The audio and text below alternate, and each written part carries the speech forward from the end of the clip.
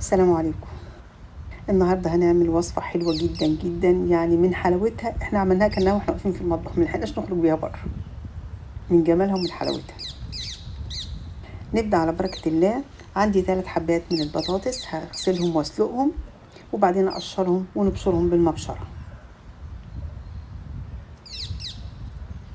أنا عايزة البطاطس تكون ناعمة، بس مش عايزاها ناعمة اللي هي الsoft أوي دي اللي هي عاملة بتمط دي، لأ، أنا عايزاها اللي هي بالمبشرة بس.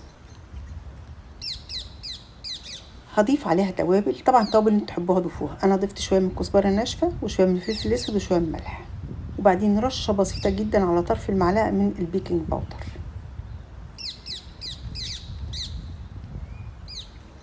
هاقلب كل ده مع بعضه. هالم العجينة دي ب3 معالق من الدقيق، وكمية الدقيق هتختلف حسب سمك العجينة في ايدك. أهم حاجة تكون عجينة ما بتلزقش عشان أقدر أشكلها بسهولة. هنفضل نعجن لحد ما يختفي الدقيق.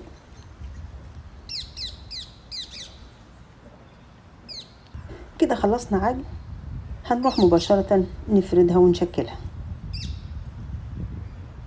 أحط شوية من الزيت أدهن بيهم السطح اللي هشتغل عليه عشان ما تلزقش مني، وهبتدي أفرد العجينة. طبعا بالنسبة للتشكيل لكم مطلق الحرية تشكلوها بالشكل اللي انتوا عايزينه. أنا بسكينة البيتزا وأحاول أساوي الأطراف بتاعتها، أظبط الأطراف.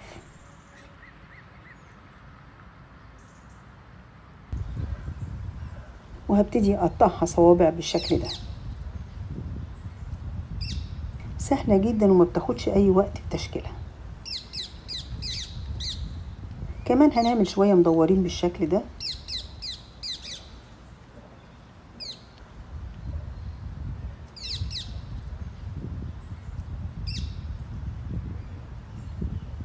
أنا حاطة زيت يسخن على النار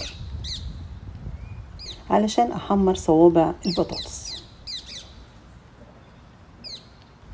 هفضل أقلبها على الجنبين لحد ما تاخد اللون الذهبي بالشكل ده، وهنطلعها ونكمل بقية تحمير البطاطس. هنعمل شوية المدورين اللي احنا عملناهم.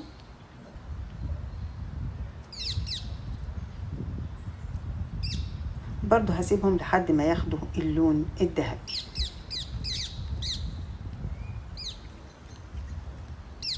بعد ما طلعتها من الزيت وهي سخنة كده هضيف عليها شوية من الجبنة المبشورة، وده اختياري.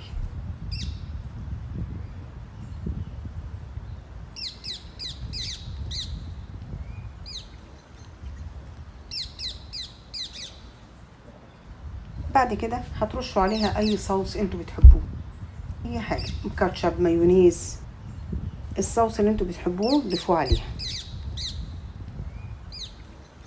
بجد وصفة رائعة جدا جدا تستحق التجربة.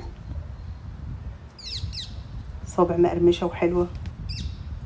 من جمالها احنا خلصناها على طول، ما استنيناش. ولادكم هيحبوها جدا وانتوا كمان هتحبوها، طعمها حلو جدا. ودي كانت وصفتنا النهارده. لو عجبكم الفيديو لايك وشير، والى اللقاء في وصفات اخرى قادمة. السلام عليكم.